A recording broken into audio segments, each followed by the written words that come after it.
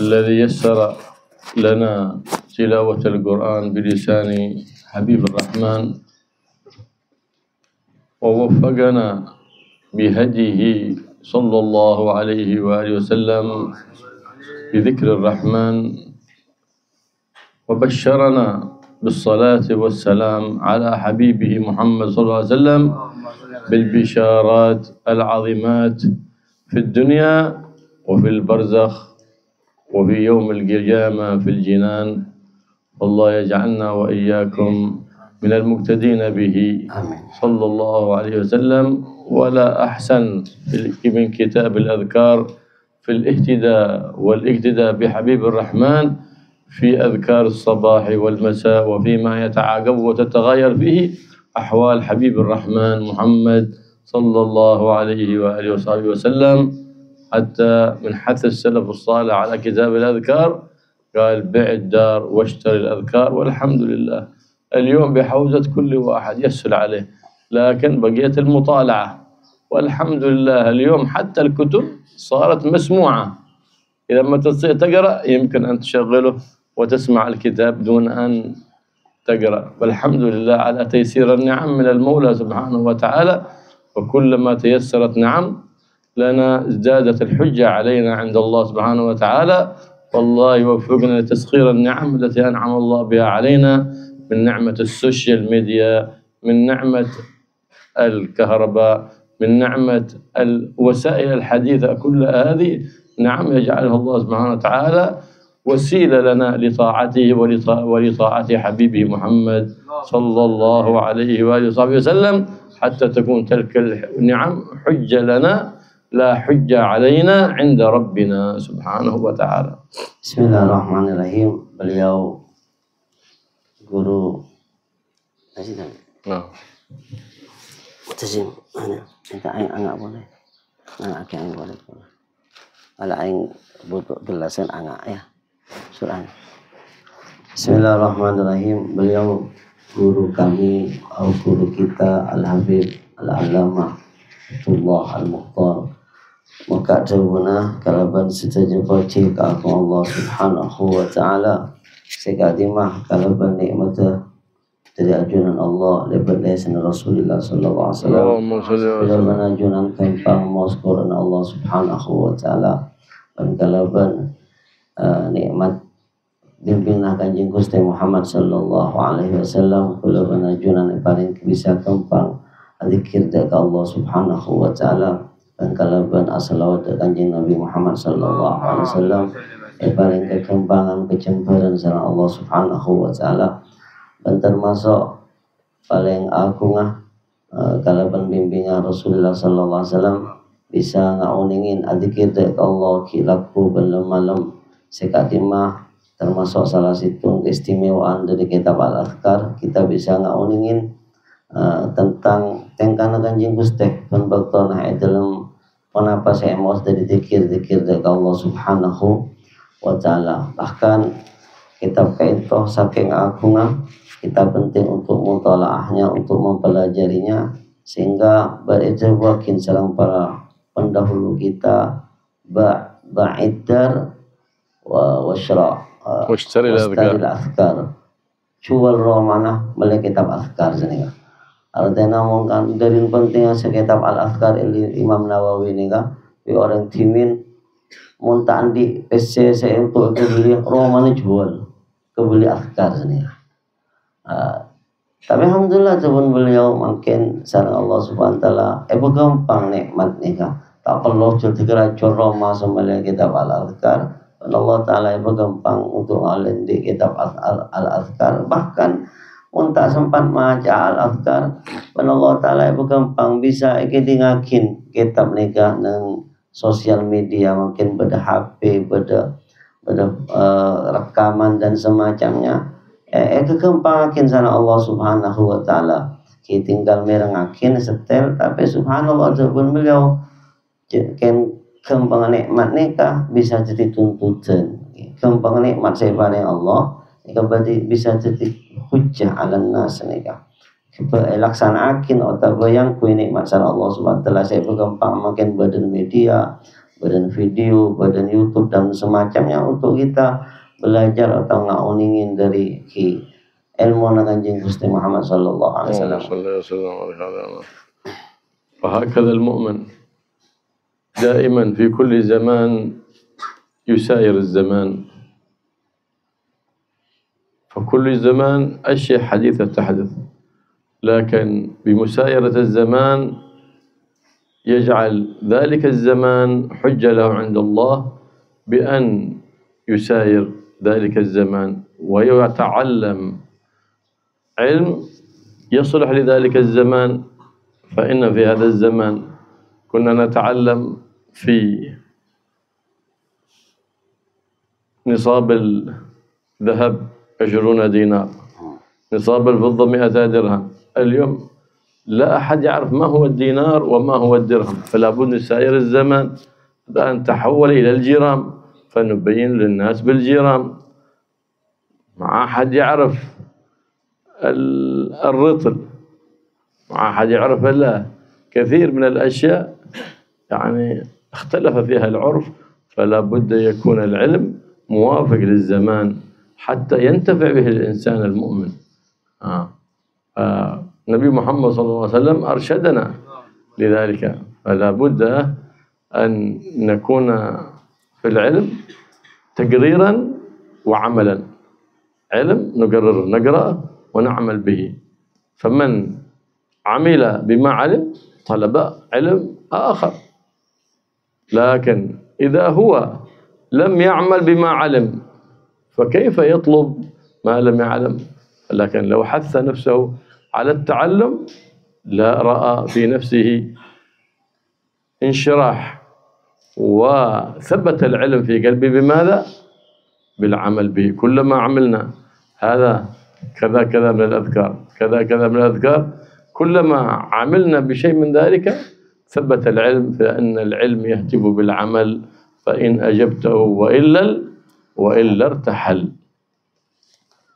Juga nanti beliau nikah setiap masa nikah akan ada kemajuan dan ada perubahan. Maka penting ilmu nikah diajarkan sesuai dengan apa zaman nikah berjalan. Contohnya sebelum beliau dulu kita akan belajar nisabnya emas nikah dirham atau terus perak nikah atau berdinar. Orang ini kan tahu nih napa nikah dirham atau berdinar, maka makin emas nikah ebitong kalaban agraman.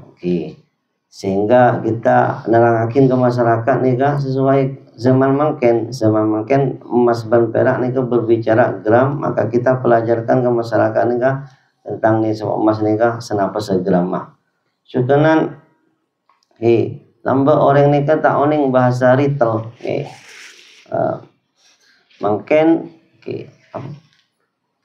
ritel alam liter habis. مكان رطل غير رطل وزن، أما اللتر هذا الآن كم نشر الناس بماذا رطل هذا؟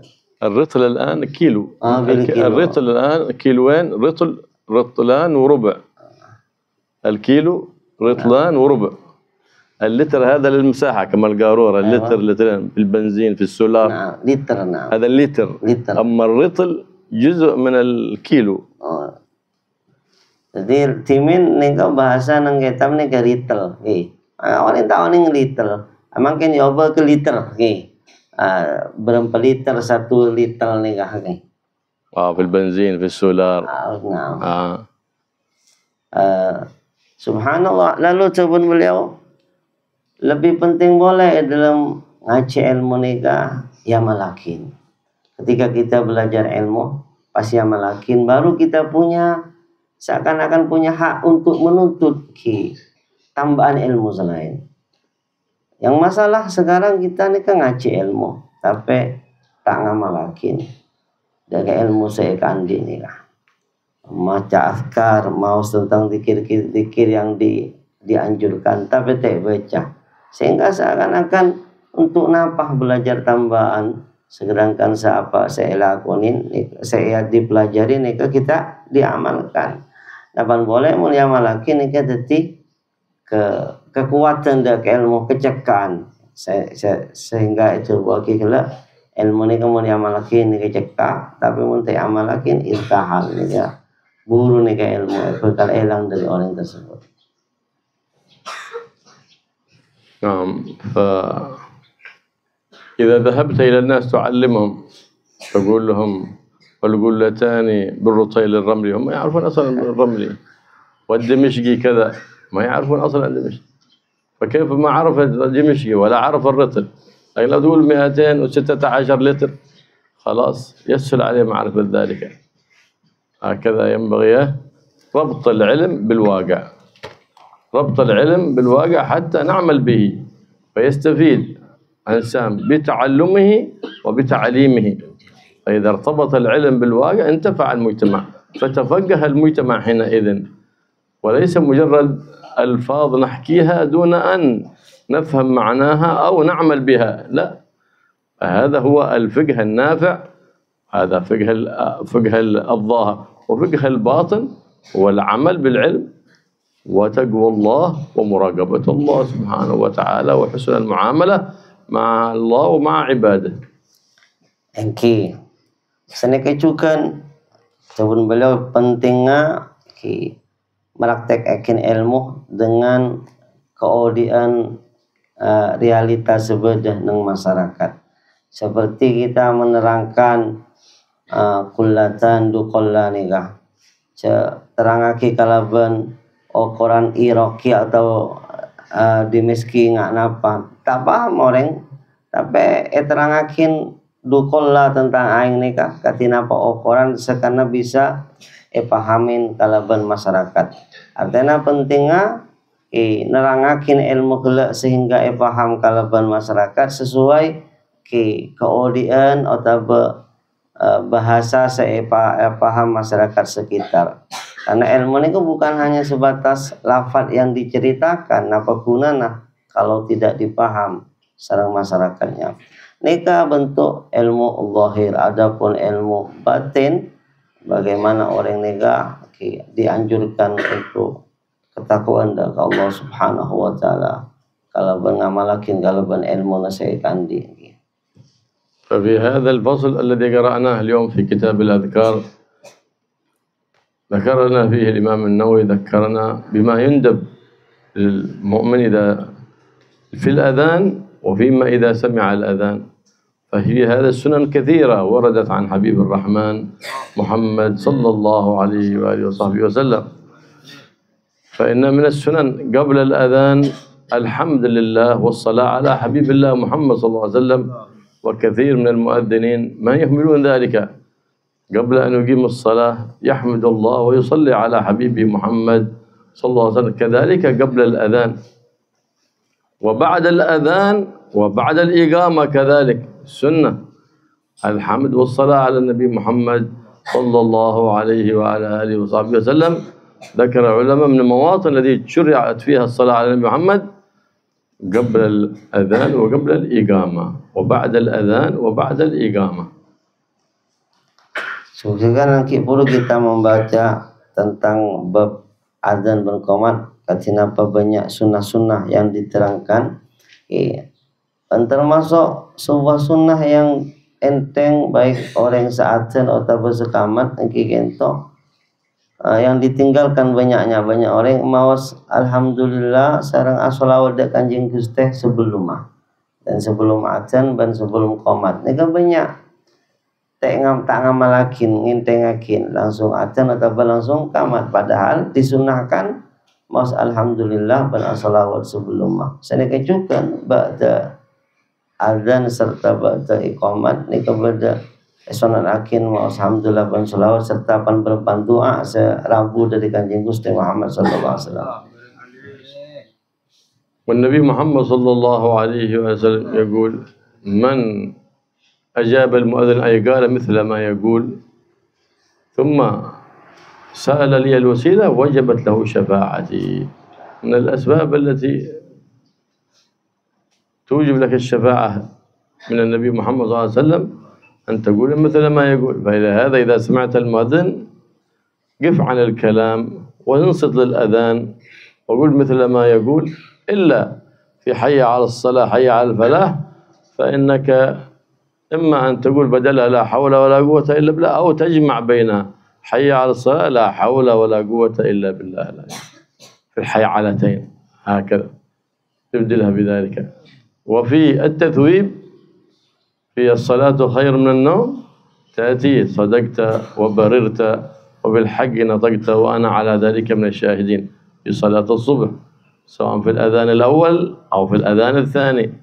وإلا في الإقامة عندما يقول المقيم قد قامت الصلاة، لأن كثير من الآن من السنن المهجورة تقام الصلاة ولا يجيب أحد المقيم، والسنة إجابة المقيم كذلك، فتقول الله أكبر الله أكبر مثل ما يقول المقيم، فإذا قال قد قامت الصلاة تقول أقامها الله وأدامها ما دامت السماوات والأرض وجعلني من صالح أهلها. والكثير الناس لا يعرفون أن في الإقامة له إجابة. أيوة مصيبة دي، هذه المصيبة أكبر. لما شرحنا في هذا المساجد استغربوا. هكذا السنن إذا هجرت فصار إرجاعها مستغرب، بل ربما صار من المنكر. هكذا الزمان زمان الجهل يصير المعروف منكرا والمنكر معروف. هكذا أخبر بذلك النبي محمد صلى الله عليه وسلم وأنه سيكون آخر الزمان. Insyaallah. Ikan termasuk ikan terangakin dari sunat-sunat adzan nega kita menjawab adzan sampai bagi Kanjeng Gusti saya orang adzan pas jawab seperti adzan tersebut lafaz-lafaz pas doa lo minta untuk kawala al-wasilah, maka jepun Kanjeng Gusti maka orang kala berhak untuk tang syafaat walaupun nang hari kiamat. Ini salah satu dari sebab sebisa oleh syafaat Rasulullah sallallahu alaihi wasallam doa lo beratan nyonakin wasilah dari Allah untuk Kanjeng Nabi Muhammad sallallahu alaihi wasallam. Juga nan yang jurakin surah jawab pepada kecuali nang hayya 'ala shalah hayya 'alal falah nika jawab la haula wala quwwata illa billahil aliyil azim. Pataba mapolong antarana hayya 'ala shalah sareng la haula wala quwwata illa billahil aliyil azim. Noro hayya 'ala shalah juga nan atsabu la haula wala quwwata illa billahil aliyil azim. Juga nan kecuali nang adzan sapu as-salatu khairum minan naum nika pakon mau sadaqta wa barata wa ana ala dzalika minasyahidin. Juga nang iqamah qad qamatis shalah jawab aqamahallahu wa adamaha. Tapi makin banyak orang kita terutama nang iqamah ka ento banyak orang neka tak jawab tak jawab dah ka cuman sing ajawab membuat adzan tapi mun qamat ada sa jawab nan ngapi nggih artinya matur ke beliau kan banyak masyarakat tahu nih sehingga ketika diterangakin heran maka dia pun beliau ingkiri sebab ilmu ketika akin ketika ilmu sudah ditinggal pas diterangakin seakan-akan bareng anyar kaget bahkan bisa pula ingkar sehingga jadi perkara bener ingkar perkara coba jadi bener. Ini kalau boleh terangkan Nabi Muhammad sallallahu alaihi wasallam nang akhir zaman perkara ma'ruf jadi mungkar, tapi sebaliknya sekarang perkara mungkar jadi ma'ruf. Ini gara-gara ilmu itu.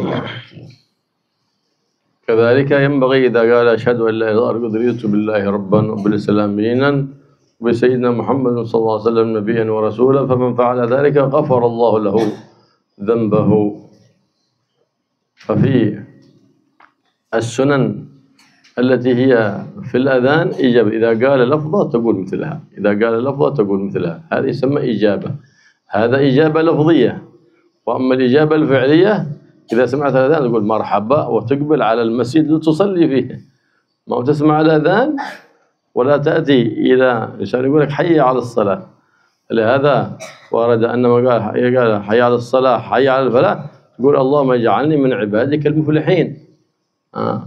مفلحين. هي نداء حي على الصلاة نداء إقبال، ثم نداء بالكناية حي على الفلاح، فهو أبلغ من النداء بحي على الصلاة. إذا أردت أن تكون من أهل الفلاح فأقبل على الصلاة في وقتها وأدها بإقامتها أي بشروطها وأركانها. Engki cukenan sunat akin japon beliau terakin nang kanto manabi merang asyhadu alla ilaha illallah nika adabu raditu billahi rabba wa bislami dina wa bi nabiyina Muhammadin nabi wa rasula. Nika orang sama nika isoporo tusah-tusana sampun enggak ada. Tusas-tusas dahulu nika bisa isopora. Cukenan japon beliau pakon jawab setiap lafaz nang azan. Hai anapa asyhadu alla ilaha illallah asyhadu alla ilaha illallah asyhadu anna muhammadar rasulullah. Hayya 'alas shalah. Insyaallah jawab secara lafaz. Nika nyamana jawab lafziyah.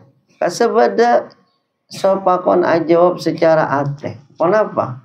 Ketika pada panggilan hayya 'alas shalah atau panggilan azan nika ada marhaban. Jika ento kula siap mendatangi ketika pada hayya 'alas shalah ki ngereng asolat hayya 'alal falah ngereng ke untuk keberuntungan ki jawab adana ken jawab kalaupun adana tuli mangkat untuk asolat ento beni jawab adan tak entara bejeng senika tapi mun pada panggilan salat ki jawab secara batin nih kan ento menghadiri sholat tersebut nih. Juga nan ketika hayya 'alal falah nika bakona jawab Allahumma ij'alna minal muflihin. Artinya mun terus orang-orang yang beruntung ki alaksanakin jawab panggilan sholat tersebut.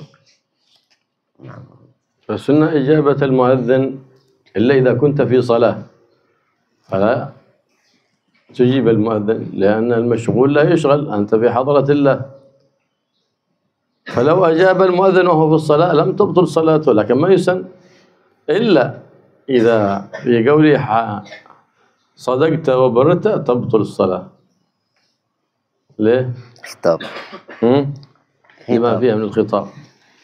لكن الخطاب في الصلاة يبطل الصلاة إلا إذا كان خطاب النبي محمد صلى الله عليه وسلم. اللهم صل عليه. صدقت وبررت يا حبيبي يا رسول الله. إذا أدرت هذه يعني. صدقت وبررت يا حبيبي. فالخطاب ليس للمؤذن إذا كان المؤذن هذا خطاب غير الخطاب.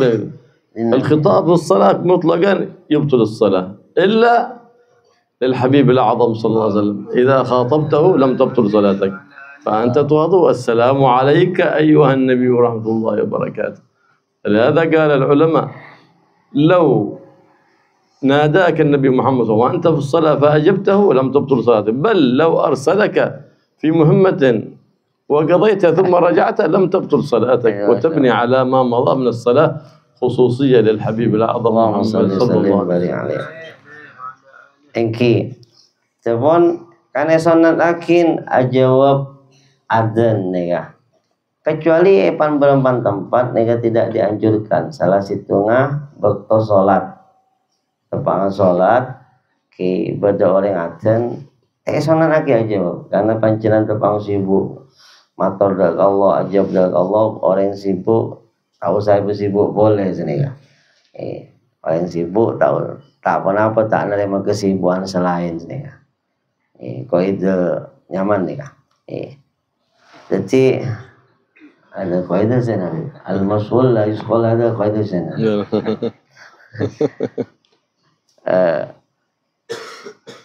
Jadi Nabi as-salat tidak dianjurkan teh sunat akhir jawab orang ngajen. Tapi cak jawab apa? Tak betul. Cak jawab adzan dalam salat ini kita betul. Kecuali jawaban nang adzan sabu kasa sadaqta wa bararta. Nika berarti pona beda bahasa hitop akan langsung dak orang seajen Kecuali teman beliau tambahin ke hidup bani kesehatan tapi tidak ke Kanjeng Gusti sallallahu alaihi wasallam. Sadaqta wa barata ya Rasulullah. Ini kita betul polana matur ke Kanjeng Gusti kaito. Ini keistimewaan Kanjeng Gusti ni semua kan deka manusia dalam solat mabetal dek ke solat kecuali matur ke Kanjeng Gusti. Sadaqta wa barata ya Rasulullah. Atau pangan solat orang akan cedek Kanjeng Gusti ini kita betul. Bahkan sehebat boleh cepah tepang solat pah berde Kanjeng Gusti makon ronyoro pah ben orang nikah pakon Kanjeng Gusti lakonin di oleh 2 rakaat umpama bi Rasulullah pakon muntut terus keluar muntut nekani haji Rasulullah pas lastare nekanin abali ke solat terus sakin solat tak betul nih kan. Ini keistimewaan Kanjeng Gusti Muhammad sallallahu alaihi wasallam. فإذا فرغت من الصلاة ولم يطل الفصل سنة لك بعد ذلك إجابة المؤذن كما لو أذن وأنت في مكان مستقذر كالحمام أو غير ذلك ما يندب لك أن تذكر الله يكره يذكر الله في المكان المستقذر إذا خرجت من الحمام ولم يطل الفصل أي بقدر ركعتين خفيفتين سنة لك بعد ذلك إجابة المؤذن فإن لم تجب المؤذن مع خلوك عن شغل كره ذلك وتزول الكراهة بإجابة المؤذن الأول. Mana bi lastare kalau jawab mentebang solat tak usah jawab adzan tidak dianjurkan. Malam hari solat sunat jawab tapi dengan catatan kalau sampean keluar dari jeding kita abid lastarena adzan tersebut. Ukuran kita abid, masih belum berlalu waktu cak solat 2 rakaat ni kena totin. Atena adzan lastare sampai ke ilmu jeding kita tak jawab dan keluar sunat jawab adzan sampun apot tersebut. Sunat jawab dengan catatan kita abid pesana antara adzan lastare adzan ban keluar orang dari jeding tersebut. Sana kecukan tempat setor kotor nampak kering te janjurakin adzikir ke Allah Subhanahu wa taala. نعم. فإذا فرغت أو فرغ المؤذن بعد ذلك سنة دعاء الوسيلة قل لا إله إلا الله قل الحمد لله رب العالمين اللهم صل وسلم على سيدنا محمد وعلى سيدنا اللهم رب هذه الدعوة التامة والصلاة القائمة التي ستقام آتي سيدنا محمد الوسيلة منزلة في الجنة عالية لا تكون للنبي محمد صلى الله عليه وسلم نحن نسألها له صلى الله عليه وسلم تعبدا لنزداد أجرا وإلا قد وعدها الله لحبيبه محمد صلى الله عليه وسلم والفضيلة والشرف والدرجة بعثه اللهم المقام المحمود الشفاعة العظمى يوم القيامة الذي وعدته إنك لا تخلف الميعاد. بعد ذلك ينبغي أن يدعو لوالديه ويقول رب اغفر لي ولوالدي 5 فإن من أتى بذلك يكتب من البارين سواء كان والداه أحياء أو ميتين. حديث هذا؟ لا ليس حديث. من كلام السلف. Sampun adzan kan sunat kita doa alhamdulillah rabbil alamin Allahumma shalli ala sayyidina Muhammad Allahumma rabb hadhihi da'wati tammah terus sampai wa atihil wasilata wal fadilah ya Allah paringakin tekanin nekan ajunan untuk Kanjeng Nabi al wasilah. Apa wasilah nih? Al wasilah itu beliau tempat sepaling tinggi dalam surga Allah hanya perak khusus itu orang menikah Kanjeng Gusti Muhammad sallallahu alaihi wasallam untuk Kanjeng Nabi.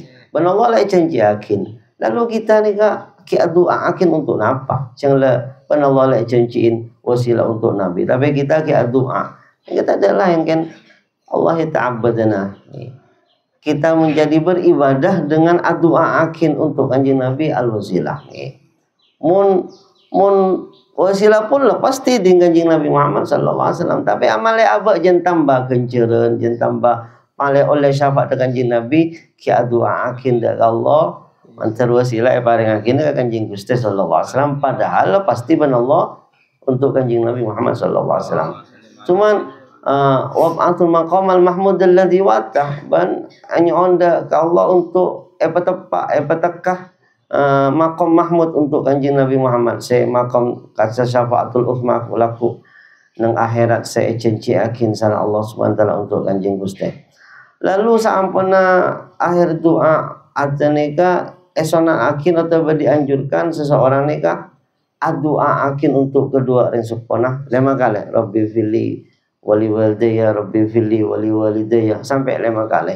Nah, nika sebuna para ulama secara orang doa akin senika baik orang sepo ki odi atau orang sepo de Pak Umur lo berdin budina doa lo beratan Rabbi fili wali walidayya Rabbi fili wali walidayya sampai 5 kali, maka orang tersebut catat sebagai nak foto sing ngebekteh dak kedua orang sepona. لأن الدعاء بين الأذان والإقامة مستجاب كما ورد ذلك عن سيد الأحباب محمد صلى الله عليه وسلم. فأولى من تدعو له بين الأذان والإقامة هما أصولك، كذلك ينبغي أن تدعو لفروعك. فمن واظب على هذه الدعوة أصلح الله له ذريته، وهي اللهم بارك لي في بعد كل أذان اللهم بارك لي في أولادي واحفظهم وارزقهم ولا تضرهم ووفقهم لطاعتك وارزقني برهم. من واظب على هذه الدعوة بعد كل أذان رزقه الله الذرية وأصلح الله له ذريته. ما شاء الله. Anapa me ibakun doa untuk kedua orang sepuh lo beradzan karena memang pada hadis nerangakin doa bainal adzan wal iqamah mustajabah. Doa antaran adzan dan qamat ni kemanti dikabulkan sama Allah Subhanahu wa taala. Maka mun pahbodot doa selalu bisa dikabulkan, saya rasa paling diutamakan untuk oleh doa ni. Mungkin begitu lain sepo untuk ngoleh. Mungkin memberi doa manti nang bektosa pasti mustajab. Yang paling penting untuk didoakan kiring tua yang sepo dua. Juga nan doakin nak foto juga lo bernika sampona doa kiring sepo doa nak foto. Allahumma barik fi auladi واحفظهم ولا تضرهم ولا تضرهم ووفقهم لطاعتك وارزقني برهم. Nah, ini kan doa, masya Allah. Wujud. Minta nak foto, jadi nak foto si barokah, nak foto si atau ada Allah, nak foto si ngebekteh dek kalian sepo. Yang penting, sehingga orang saat doa ini kan jawab beliau kalau insya Allah akan nak foto si mabunga dek kalian sepo. مكتوب ارسل لك بعد نعم بعدين بطلب الانستغرام تراها في الانستغرام وارسله. أنا الانستغرام موجود يرسله لك. نعم. لا الناس ما في حتى ربي في اللي هم زمارات هذا ما وجدنا إلى البلد الكريم. أيوة. التريم فقهها عملي. نعم فقهها أبعدنا كثير عن العمل. كثير عن العمل بأن احنا أهملنا كلام العلماء والعاملين والأولياء الصالحين إذ كلامهم وعملهم ملحق بسنة النبي محمد صلى الله عليه وسلم. جاء ناس في آخر الزمان يكذبون أحاديث ويضعفون أحاديث صحيحة حتى سلبوا عن العامة ثقتهم بالعلماء. وإيش العلم هو ثقة، ما دام عالم ثقة عن عالم ثقة إلى سيد الثقات محمد صلى الله عليه وسلم، فهذا العلم المسلسل. ما شاء الله. Telepon beliau okey. Nega karena etarim nega ilmu nega ilmu amal. Mereka ngamal para ulama, para salaf nega ngamalakin pan belum pan amalan yang mereka sandarna memang deka amalna dari bengetuana sampai Kanjeng Nabi Muhammad sallallahu alaihi wasallam. Namun akhir zaman nega datang pan orang se mudhaif hadis, menikah hadis, oke. Salah satu tujuan adalah mencabut kepercayaan awamun nas, masyarakat dari para ulama, sehingga mereka tak percaya kepada ulama, sehingga malakin kapan berempan ibadah yang mereka ambil dari guru-gurunya sampai ke Kanjeng Gusti Muhammad sallallahu alaihi wasallam. الله يبارك إن شاء الله في هذا المصباح المنير، السراج المنير، يجعل إن شاء الله السراج يسرج منه ضوءا ينشر فيه ربي إن شاء الله شرع النبي محمد، وتحيا فيه سنة النبي محمد، ويبارك فيه من تعلم فيه، ويجعل الطلبة والطالبات الخيرين والخيرات والمعلمين والمعلمين الصالحين، ويبارك فيه القائم فيه، يبارك فيه ويسهل له عمارة حسية وعمارة معنوية بجاه النبي محمد خير البرية، ويجعلنا وإياكم من الناشرين لسنة النبي محمد صلى الله عليه وسلم، محيين لها في كل وقت وكل حين، ويجعلنا وإياكم من المقتدين به، ويوفقنا لزيارته في كل وقت وفي كل حين، ولا يجعلنا عنكم ولا عنهم من الغافلين، بجاهه صلى الله عليه وآله وسلم. سيدنا محمد الرؤوف المنير الرؤوف الرحيم السراج المنير صلى الله عليه وسلم. الله ينور القلوب والقوالب وينور البصائر ويجعل البصائر منيرة، ويرفع عنا حجاب بجاه النبي محمد وآله صلى الله عليه وآله وصحبه وسلم، ويعلمنا ما جهلنا وبقنا العمل بما علمنا، وزينا الإخلاص فيما علمنا وفيما عملنا يا رب العالمين، ويجعل أعمالنا كلها مخلصة لوجه الله الكريم ومقربة إلى جنات النعيم على وفق سنة النبي محمد الرؤوف الرحيم السراج المنير صلى الله عليه وآله وصحبه وسلم. والحمد لله رب العالمين بسر الفاتحة. في سؤال؟ في سؤال؟ نحن لو سمحتم نحن قرأنا الأذكار في البيت مع الطلبة بغينا إجازة منكم. أنت في كذا أذكار؟ نعم قرأنا الأذكار مع الطلبة. ما شاء الله. يعني كتاب الأذكار ولا أذكار؟ كتاب الأذكار. كتاب الأذكار ما شاء الله يا خير ما شاء الله. إن شاء الله صحة الإجازة أجزناكم في قراءة كتاب الأذكار والعمل بما فيه إن شاء الله، حتى نتصل سلسلتنا بسلسلة النبي المختار محمد صلى الله عليه وآله وسلم.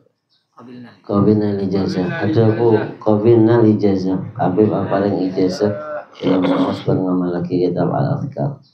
Kekadiran memang قبلنا الإجازة الأذكار من حبيب سالم دائما أعجزنا في الأذكار هذا. صحيح. السلف يجلسون فيه ويحرصون عليه ويحثون عليه على مطالعته والعمل بما فيه. نعم إن شاء الله. في بعض الأساتذة إنه سؤال حبيب يقول في يوتيوب حقكم ذكرتم أن السواك بالطرف هذا ذكرتم مكروه هذا. السواك بطرف الثوب مكروه، وإن كان خشن أجزاء مع الكراهة. إن كان خشن بأي أجزاء مع الكراهة. لو كان هذا خشن أجزاء، لو كان هذا خشن يقوم وقام السواك بدون كراهة، لكن بطرف الثوب هكذا هذا الوسخ. إيش المقصود من السواك؟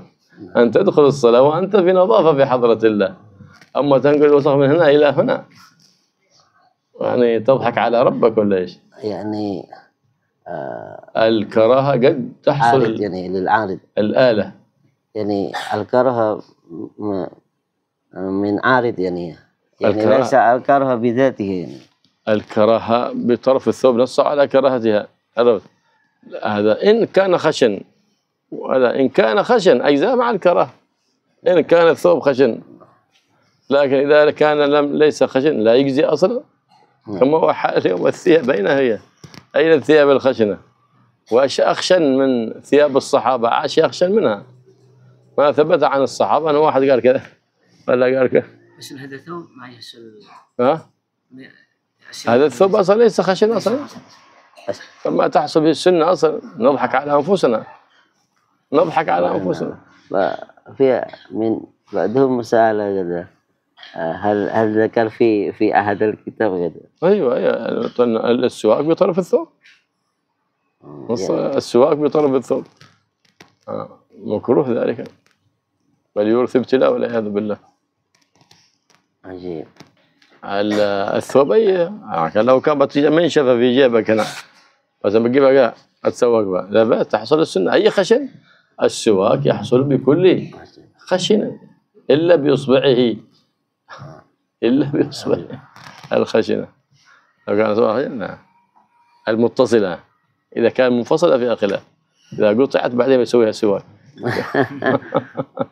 هكذا ذكر الفقهاء. فكثير يعني على ما حصل سواك، ما أكثر الأشجار، فهو لازم هذا عود الأراك. أي شجرة تقطع منها عود تتسوق بها، ولازم عود الأراك. بل ما حصلت حتى بسيكة دقيقي، سيكته دقيقي الحين لو حد استعمل سيكة دقيقي نعم فيضحكون عليه، بيضحكون عليه، لكن لو قال كذا لا يقول عمل بالسنة. فلهذا رأينا كثير من طلبة في المعاهد، معاهد مئات بل آلاف ما عندهم سواك. ليه؟ رأوا أساتذتهم يفعلون هكذا حتى توهموا أنه حديث، بقول بعض الأئمة قبل الصلاة استاكوا ولو بأطراف الثياب. ظنوا بعض الحديث، سألت عن ذلك، هذا ليس بحديث، بل ما ينبغي أصلا حتى الناس يتهاونوا بالسواك بهذه اللفظة. نعم ظنوا أنه حديث ظاهر. حبيب، بعض أساتذة يستدلون يكفينا نحن نستعمل هذا، كيف هذا نرد على مثل هذا فرصة، هذا بسيكة لا لا، هو يقصد يكفي نحن استخدمنا في الحمام. نعم يحصل أصل السنة بكل خشن. لا قصده في الصلاة مسجد داعية، لأنه قد استخدمنا هذا بين قول هكذا. شوف هذا أساتذة، شوف هذا يعني أساتذة جهال. عرفت ليه النبي صلى الله عليه وسلم قال لولا أنا أشق على العروة عند كل الصلاة، وفي حديث آخر لولا أنا أشق على العروة عند كل وضوء، ولو كان يغني هذا عن هذا لما أتى برواية أخرى. ما شاء الله صح. فلهذا السنة السواك في عدة مواضع، هذه إنما ذكر الفقهاء ما هي أشد استحبابا، وإلا فيذكر في كثير من المواضع، حتى عند قراءة الكتاب وعند قراءة الأذكار وعند تلاوة القرآن، وإن كان سنن مهجورة ينبغي الإنسان أن يفعل بها. هنا الحمد لله الآن تأثر كثير، الآن كثيرة. هذا لما تهجر السنن تصير بعد رجوعها صعب، لدرجة أنه في ناس بينكرونها. فإذا ثبت المنكر فصار من المنكر أن ينكر، وإذا نسي المعروف فصار من المنكر أن يعرف بعد ذلك. حتى يستخدم سواك بعضهم. أيوة يستحي كثير من الناس أن يستخدم عود المسواك ولا يستحي أن يستخدم عود التنباك. والشرع قال حبيب عبد الله الشاطري والشرع ثم طب قد نهياك عن هذا الأذى عن عود التنباك، وبضد ذا أمراك وهو عود السواك. ففي السواك مرضاة الرحمن ومسخطة الشيطان، وفي التنباك مرضاة الشيطان ومسخطة الرحمن. لكن صعب تقوله في حضرة بعض الناس هذا. زمان ما درينا أسابور تجار تنباكين يتأمل معاه. في بعض السؤال من بعض الأساتذة، هل يحصل الثواب التصدق بالتنباك؟ لا يحصل الثواب. يقول هل يحصل الإثم أم لا؟ ليس هذا السؤال. هل يأثم أم لا؟ لأنك تعطي إنسان أذى، وأذية المؤمن حرام ولا حلال؟ وهل يختلف الإنسان في أذيته؟ هل يختلف في هذا الزمان اثنان في مضرتي وأذيتي؟ الجواب لا يختلف. لو سألت أي طبيب، أدنى طبيب، لا يختلف اثنان، فإهداء الأذى اللي يثاب عليه إهداء المنفعة. فالسؤال المفروض يقول هل يأثم أم لا؟ لا، هل يثاب أم لا؟ الله أكبر. شفت كيف؟ هذا تفضل. هات أنا مسألة في الأذان. دخل الوقت saling adzan. Oh. Apa yani istimak dulu baru adzan setelahnya. يعني مساجد أذان يعني حتى قدم بنصف الأذان ثم يأتي الأذان آخر. نعم هذا جبناه الحين في القلم. نعم بس أنا نسيته ما أشرح. أنت ما تنسى. نعم نسيته. أنا ذكرناه في الدرس وقلنا إذا سمع كثير مؤذن هذا يزول الكراهة بأذابنا، أو إذا كان تخالط المؤذن يمكن تأخر الإجابة للكل، ويمكن أن تجيب الكل فتزول الكراهة بإجابة الأول. وإن تخالط أصوات المؤذنين فأخرت الإجابة ثم أجبت الكل دفعة واحدة حصلت السنة. نفس المؤذن. كيف نفس المؤذن؟ Nafsul muadzin. Ya, Fering. Punten kan biasanya masyarakat nih kan sesaya nih kan apa saling adzan, apa nunggu adzan sehitung lestari baru adzan boleh. السؤال الثاني يا حبيبي، السؤال الثاني.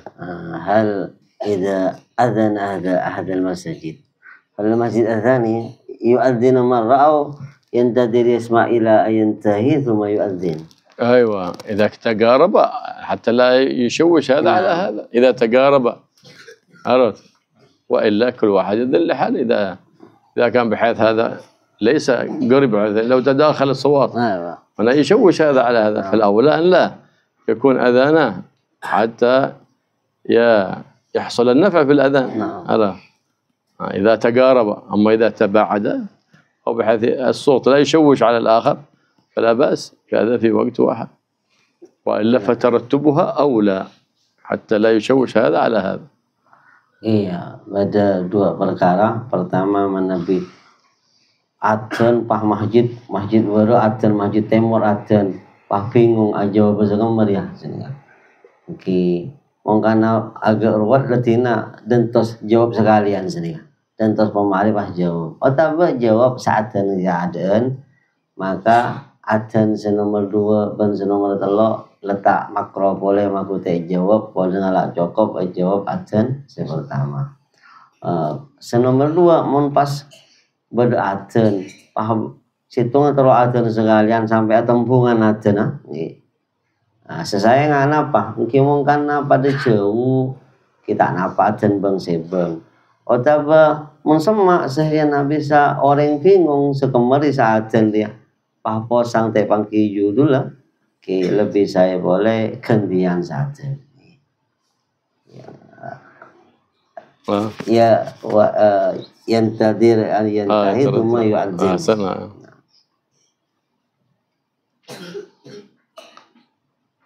لأن الشيطان إذا سمع الأذان ورد في الحديث عن محمد صلى الله عليه وسلم أنه يهرب ويجري وله ضراط من شدة الخوف، هكذا ورد في الحديث. فكله نسى هذا بدأ هذا الشيطان مع بيا يحص الفرصة إلا دائما مطرود، لأن صوت الأذان يزعج الشيطان حتى يهرب خوفا من صوت الأذان. هذا سنة الأذان، من صرع من ساء خلقه واحد ساء خلقه حتى بهيمة والله إنسان واحد من الطلبة سيء الخلق تأذن في أذنه اليمين تقيمه. نبدأ نؤذن كل وقت. أيوه. نبدأ من اليوم نؤذنهم. أي أحد أو الطفل يكثر الصياح عليه في الليل مثلا يؤذن في أذنه اليمين ويقام في أذنه اليسار. إذا أشعرت وجود شيء من الجن أو نحو ذلك أو حركة أذن، فإن ذلك يكون لك أمان. ما شاء الله. نعم، فكل من ساء خلقه أو صرع أو نحو ذلك فإنه يؤذن فيذهب عنه ذلك بإذن الله سبحانه وتعالى. أنت عليك أذن وأذن كثير. كي ما شاء الله تزبون باليوم يعني لو أذن في كل يوم في 10 يكفي. يأذن 10 بعدين بيخلص بعد كم. إن شاء الله. جزاكم الله خير سيدي. جزاكم الله خيرا. Kita pun beliau memang adzan ini luar biasa. Kenapa? Karena setan ini kemun ngiding adzan ini kok bu. مجلس الصلاة على النبي صلى الله عليه وسلم في بشائر الخيرات، هذه الصلوات بشائر الخيرات سووا مجلس إن شاء الله ربنا بيعظم الهمة والعزيمة في طلب العلم إن شاء الله، على ما لهم وقت بقراءة الصلوات بشائر الخيرات الشيخ عبد القادر الجيلاني. ما شاء الله. أنتم جماعتم. هذا الشيخ عبد القادر الجيلاني. نعم. في آخرها بعدين مجموعة من الصلوات منسوبة للسلف الصالح. يعني اللي جماعتهم أنتم. قد طبعته الحمد لله، قد طبعته. نعم. Engki, beliau paling ijazah juga nang kitab Shalawat Basyairul Khairat. Pakon paling tertib untuk duduk membacanya bersama. Insyaallah Habib nuratib. سوي مجلس بشائر الخيرات. نعم. فين بسوي؟ في المسجد ولا في المعهد؟ إن شاء الله في المساجد أو في المعهد. أيوة. اسمه مجلس بشائر الخيرات. بشائر الخيرات. يعني الحمد لله يعني سميتم الآن قبل أن يوجد يعني. قبل أن يوجد، قبل أن يولد. نعم قبل أن يولد. ما شاء الله إن شاء الله هذا بشارة خيرات. إن شاء الله تكون بشائر الخيرات لأهل هذا المكان وأهل المعهد وأهل البلد هذه إن شاء الله. آمين. تكون فيها بشارات إن شاء الله، تأتي لكم فيها بركات. آمين. واستجابة دعوات وقضاء حاجات وغفر ذنوب وخطيئات ورفع درجات وزيادة في حسنات وزيادة اقتداء بالنبي محمد سيد السادات. وفيها تكون سبب صلاح للأولاد والبنات والزوجات بجاه النبي محمد صلى الله عليه وآله وسلم، الذي ببركته تستجاب الدعوات وببركته تندفع البليات والأذيات.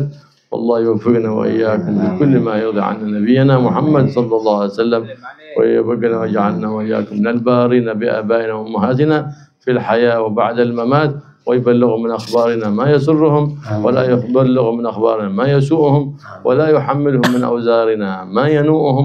يا رحمن يا حي يا قيوم يا ذا الجلال والإكرام. خلنا عن سيء الخصال وفقنا تحلي بزين الخصال، واحفظنا من أفعال الجهال وسوء الفعال بجاه نبيك محمد مولى بلال يا حي يا قيوم يا ذا الجلال. وصلى الله تعالى على سيدنا محمد النبي وآله وصحبه وسلم.